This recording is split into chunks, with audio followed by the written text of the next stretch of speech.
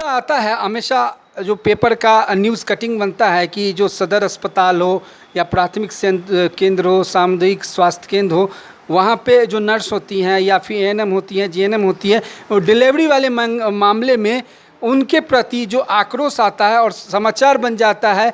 शायद इस विषय को समझना होगा और आज के इस हालात में समझना होगा कि इसकी वास्तविकता क्या है और इसकी जो बदनामी है ये होती क्यों है। जी बताएं, अपना नाम के साथ बताएं, क्या नाम जी हुआ मैं आपका? रेखा कुमारी, ऐसे कार्य क्षेत्र में मैं एएनएम के पद पर कार्यरत हूँ।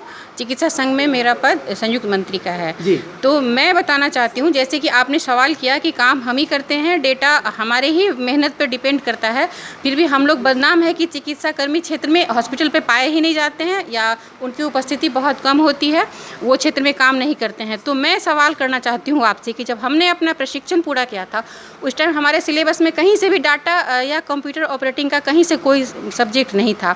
आज ये सीन है कि हम अपने फील्ड वर्क से ज़्यादा फोकस्ड हैं उस रिपोर्टिंग पे, जो रिपोर्ट जो आप लोग डेटा को करना नहीं है, जो हमको नहीं करना है, लेकिन हमसे ज़बरदस्ती करवाया जाता है और इस कंडीशन में करवाया जाता है कि वो टाइम पीरियड फिक्स होता है और ऐसे ऐसे पोर्टल किए गए हैं जिसका करना पड़ता है। और हम ऐसे सुदूर क्षेत्र में होते हैं जहाँ पे नेटवर्क का इशू होता है, तो उस वजह से हम ग्रामीण क्षेत्र में अपने लाभार्थियों के आसपास होते हुए भी हम सिर्फ अपने डाटा में उलझ के रह जाते हैं और उनको जो आम आदमियों के से जो सर्विस हमको देनी चाहिए, गर्भवती महिला हो या फिर बच्चे हो जिनकी जुनून स्थिति को जिस काम के लिए आपकी मौजूदगी तैनात की हुई है उससे आप लोगों को अवरुद्ध दिखता है, डिस्टॉर्शन दिखता है, ब्रेकर दिखता हाँ, है। क्योंकि हम उलझ के रह जाते हैं उस डेटा को पूरा करने में। तो यही कारण है तो कि सवाल ये है कि सवाल मैंने किया था, उस सवाल को आपने दूसरे जवाब में दिया, लेकिन उस सवाल को फिर से हम करते हैं और बदनामी वाली बात शब्दों का हम इस्तेमाल करते हैं कि 200-300 रुपये लेके हंगामा होता है आए दिनों एएनएम नर्स के माध्यम से।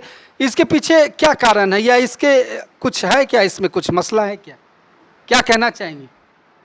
बताइए, कैमरा चालू है, बताइए क्या कहना चाहिए। देखिए, इसमें कहने का ये इशू है कि हम जब तक डायरेक्ट किसी लाभार्थी को लाभ नहीं देंगे तो जाहिर सी बात है उनको नाराज़गी तो हमसे होगी, क्योंकि हम सामने में लाभार्थी खड़ा है और हम डेटा में उलझे पड़े होते हैं। उनकी बातें जो हमारा काम होता है उनके अंदर तक पहुंचने का, उनसे रिलेशन। ऐसा लगता है कि आप लोग ओवर प्रेशर में रहते हैं या फिर काम का डोज इतना ज़्यादा हो जाता है जिस वजह से आप लोगों को शरीर को रेस्ट नहीं हो पाता है और उसी वजह से थोड़ा मस्त भी रहते हैं।